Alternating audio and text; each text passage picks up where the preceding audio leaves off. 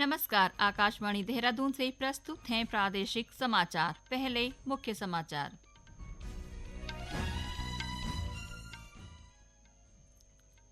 राष्ट्रपति द्रौपदी मुर्मू ने नागरिकों से भारत को एक विकसित देश बनाने के लिए राष्ट्र प्रथम दृष्टिकोण अपनाने का आग्रह किया।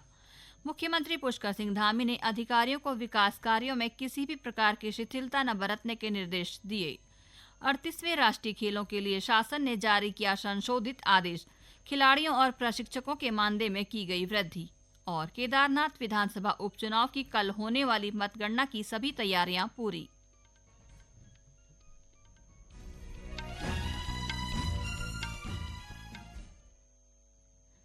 संध्या समाचारों के साथ मैं नीता कांडपाल। और अब समाचार विस्तार से। राष्ट्रपति द्रौपदी मुर्मू ने भारत को विकसित राष्ट्र बनाने के लिए सभी देशवासियों से राष्ट्र प्रथम का दृष्टिकोण अपनाने पर बल दिया है। हैदराबाद में आज लोक मंथन के चौथे संस्करण को संबोधित करते हुए राष्ट्रपति ने इस बात पर जोर दिया कि सभी नागरिकों को देश की सांस्कृतिक तथा बौद्धिक विरासत को समझना चाहिए और अमूल्य परंपराओं को मजबूत करना चाहिए। राष्ट्रपति ने कहा कि सदियों से भारतीय समाज को विभाजित और कमजोर करने के प्रयास किए गए हैं। मुख्यमंत्री पुष्कर सिंह धामी ने आज पिथौरागढ़ के कलेक्ट्रेट सभागार में जिला स्तरीय अधिकारियों के साथ जनपद की विभिन्न विकास योजनाओं की समीक्षा की। इस दौरान मुख्यमंत्री ने अधिकारियों को जिले में बन रहे मेडिकल कॉलेज सहित अन्य विकास कार्यों में तेजी लाने के निर्देश दिए। मुख्यमंत्री ने कहा कि इस तरह की बैठकों का उद्देश्य केंद्र और राज्य सरकार की योजनाओं को जल्द से जल्द जनता तक पहुंचाना है, ताकि लोगों को समय पर सरकार की योजनाओं का लाभ मिल सके। सभी विकास योजनाएं जो प्रमुख हमारे यहाँ के प्रोजेक्ट चल रहे हैं, महत्वपूर्ण योजनाएं चल रही हैं, 20 हॉस्पिटल्स, मेडिकल कॉलेज, यहाँ की पार्किंग अवस्थापनाएं, सड़क, PMGSY और अनेक जो इस दौरान नवनिर्माण पुनर्निर्माण के कार्य होने हैं, उन सभी पर चर्चा हुई है। और इन बैठकों का उद्देश्य है कि सामान्य व्यक्ति तक, आम व्यक्ति तक शासन की योजनाएं, राज्य सरकार की, केंद्र सरकार की पहुंचे, उनको मदद हो, तय समय पर ये योजनाएं पूरी हों और गुणवत्ता से हों। वहीं बैठक में मौजूद केंद्रीय सड़क एवं परिवहन राज्य मंत्री अजय टम्टा ने कहा कि बैठक में राज्य और केंद्र सरकार की किन्हीं कारणों से रुकी हुई विभिन्न योजनाओं को लेकर समय सीमा भी तय की गई। केंद्रीय कृषि मंत्री शिवराज सिंह चौहान की अध्यक्षता में आयोजित 28वीं भारतीय कृषि अनुसंधान परिषद क्षेत्रीय समिति की बैठक में प्रदेश के कृषि मंत्री गणेश जोशी ने वर्चुअली शामिल हुए। कृषि मंत्री ने किसानों की फसलों को जंगली जानवरों से बचाने के लिए घेर बाड़ बनाने के लिए विशेष बजट की आवश्यकता पर जोर दिया। उन्होंने कहा कि जंगली जानवरों के कारण किसानों को भारी नुकसान उठाना पड़ता है, जिससे उनकी खेतों में रुचि कम होती जा रही है। उन्होंने केंद्र सरकार से अनुरोध किया कि पूर्व में प्रदान किए जाने वाले बजट को फिर से बहाल किया जाए। श्री जोशी ने कहा कि राज्य की ऊंचाई वाली पर्वतीय क्षेत्रों में तुमड़ी आलू की पारंपरिक खेती पर शोध होना चाहिए। उन्होंने इस फसल की बढ़ती मांग और इसमें संभावनाओं को उजागर करते हुए इसे बढ़ावा देने पर बल दिया। कृषि मंत्री ने कहा कि उत्तराखंड की परंपरागत फसलें जैसे मड़ुआ, सावा, काला भट्ट, तोर और राजमा को GI टैग प्रदान किया गया है। इन फसलों के बीजों के संरक्षण और संवर्धन के लिए ठोस प्रयास किए जाने चाहिए। उन्होंने पर्वतीय क्षेत्रों के लिए उड़द और अरहर जैसी दलहन की नई प्रजातियों को विकसित करने का भी सुझाव दिया। कृषि मंत्री ने जैविक खेती को बढ़ावा देने और कीट व्याधि नियंत्रण के लिए जैव रसायन विकसित करने की आवश्यकता पर भी बल दिया। हमारे प्रदेश के अंदर एक पलायन बहुत बड़ा मुद्दा है और जिसका सबसे बड़ा कारण है कि जंगली जानवर हमारी फसलों को नुकसान कर रहे हैं, जिसकी वजह से लोगों का रुझान खेती से के लिए कम हो रहा है। मैंने नोट किया कि पूर्व में 2 साल पहले तक केंद्र सरकार द्वारा घेर बाड़ के लिए धनराशि दी जाती थी, जिसको बंद कर दिया गया है, जिसके कारण से ये दिक्कत हमारे प्रदेश सरकार के सामने आ रही है। और मैंने नोट किया कि जब तक नई तकनीक का हम इस्तेमाल नहीं करते, तब तक ये पूर्व की भांति इसको गंजू रखा जाए।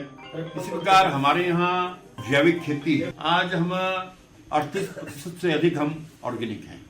आज हमें जैविक खाद की आवश्यकता है, इन मुद्दों को मैंने उठाया। ये समाचार आकाशवाणी के देहरादून केंद्र से प्रसारित किए जा रहे हैं। प्रदेश में 38वें राष्ट्रीय खेल अगले साल 28 जनवरी से 14 फरवरी तक आयोजित होने जा रहे हैं। इसके लिए खिलाड़ियों और प्रशिक्षकों की सुविधाओं को ध्यान में रखते हुए शासन ने एक संशोधित आदेश जारी किया है। इसमें प्रशिक्षण शिविरों के आयोजन, आवश्यक संसाधनों और मानदेयों में कई महत्वपूर्ण बदलाव किए गए हैं। यह जानकारी देते हुए खेल मंत्री रेखा आर्या ने बताया कि संशोधित आदेश राज्य के खिलाड़ियों और प्रशिक्षकों को उत्कृष्ट सुविधाएं उपलब्ध कराने के उद्देश्य से तैयार किया गया है। आवास व्यवस्था से लेकर भोजन भत्ता से लेकर स्पोर्ट्स किट से लेकर यात्रा भत्ता से लेकर विविध व्यय में जो है हम लोगों ने परिवर्तन किया है। जैसे कि हमारा आवासीय व्यवस्था में पहले हम लोग 150 रुपये हम लोग देते थे, जो अब 180 रुपये प्रति खिलाड़ी प्रशिक्षक किया गया है। इसके साथ ही भोजन भत्ता जो है, जो पहले 250 रुपये था, अब उसे बढ़ाकर हम लोगों ने 480 रुपये कर दिया है। इसी प्रकार से हमारे उपकरण, जो खेल सामग्रियों को लेकर जो धनराशि पहले निर्धारित थी 25,000, वो अब बढ़ाकर 3 लाख रुपए कर दिया गया है। और लेखन सामग्री, जलपान हो गया, मैदान मार्किंग सामग्री हो गया, मैदान का अनुरक्षण इत्यादि हो गया, जिसकी धनराशि पूर्व में 25,000 हुआ करती थी, अब वो 40,000 की धनराशि कर दी गई है। यात्रा भत्ता, इसकी भी लगातार डिमांड खिलाड़ियों के द्वारा होती थी, जो कि अब पहले 1,500 रुपये था टीए, अब उसे बढ़ा के जो है 2,000 रुपये बढ़ा दिया गया है। खेल मंत्री ने कहा कि इससे न केवल खिलाड़ियों की तैयारियों को बल मिलेगा, बल्कि उनका प्रदर्शन भी बेहतर होगा। उन्होंने कहा कि इस संशोधित आदेश से खिलाड़ियों और प्रशिक्षकों को मजबूत आधार मिलेगा। यह कदम न केवल राज्य की खेल प्रतिभाओं को राष्ट्रीय मंच पर पहचान दिलाएगा, बल्कि वैश्विक स्तर पर भी उनका सफलतापूर्वक मार्ग प्रशस्त करेगा। रुद्रप्रयाग जिले में केदारनाथ विधानसभा उपचुनाव की कल होने वाली मतगणना के लिए सभी तैयारियां पूरी कर ली गई हैं। जिला निर्वाचन अधिकारी सौरभ गहरवार ने बताया कि ईवीएम मशीनों से मतगणना के लिए 14 टेबल लगाई गई हैं। पोस्टल बैलेट और ईटीपीबीएस के लिए 10-10 टेबल लगाई गई हैं। उन्होंने बताया कि सुबह 8 बजे से पोस्टल बैलेट और ईटीपीबीएस से मतगणना की जाएगी। इसके बाद सुबह 8:30 बजे से ईवीएम मशीनों से मतगणना शुरू की जाएगी। उन्होंने सभी कार्मिकों को मतगणना से जुड़े दिशा निर्देशों का भी पालन करने हेतु सभी जरूरी कार्रवाई समय से पूरी करने के निर्देश दिए हैं। वहीं मतगणना के लिए तैनात माइक्रो ऑब्जर्वर, सुपरवाइजर और सहायकों को 3 चरणों में प्रशिक्षण दिया गया है। ऋषिकेश कर्णप्रयाग रेल परियोजना का कार्य वर्ष 2026 तक पूरा कर लिया जाएगा। अभी तक रेल विकास निगम लिमिटेड ने 125 किलोमीटर नई ब्रॉडगेज रेल लाइन बिछाने का कार्य तेजी से किया है। ऋषिकेश में पत्रकारों से बातचीत में रेल विकास निगम के महाप्रबंधक अजीत यादव ने बताया कि इस योजना के दौरान गत 4 नवंबर तक 28 ब्रेक थ्रू का कार्य पूरा किया जा चुका है, जबकि दिसंबर 2025 तक 10 और ब्रेक थ्रू का कार्य पूरा कर लिया जाएगा, जिसके अंतर्गत 213 किलोमीटर की दूरी पूरी कर ली जाएगी। अभी तक कुल 6 एमटी और 6 एस्केप सुरंगों के कार्य पूरी तरह से खुदाई कर ली गई है।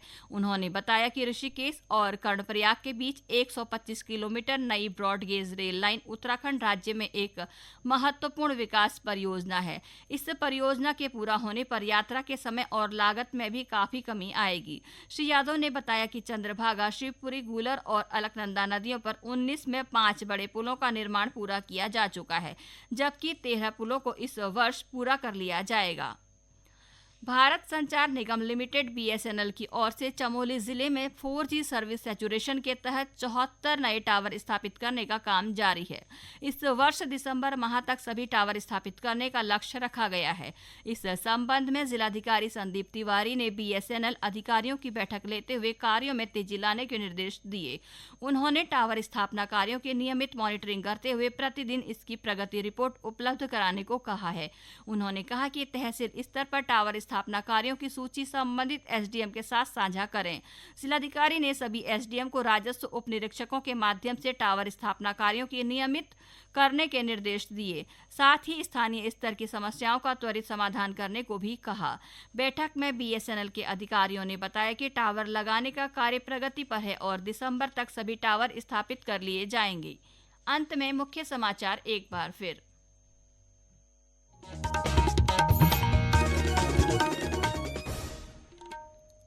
राष्ट्रपति द्रौपदी मुर्मू ने नागरिकों से भारत को एक विकसित देश बनाने के लिए राष्ट्र प्रथम दृष्टिकोण अपनाने का आग्रह किया। मुख्यमंत्री पुष्कर सिंह धामी ने अधिकारियों को विकास कार्यों में किसी भी प्रकार की शिथिलता न बरतने के निर्देश दिए। 38वें राष्ट्रीय खेलों के लिए शासन ने जारी किया संशोधित आदेश, खिलाड़ियों और प्रशिक्षकों के मानदेय में की गई वृद्धि। और केदारनाथ विधानसभा उपचुनाव की कल होने वाली मतगणना की सभी तैयारियां पूरी। इसके साथ ही प्रादेशिक समाचारों का ये बुलेटिन समाप्त हुआ। नमस्कार।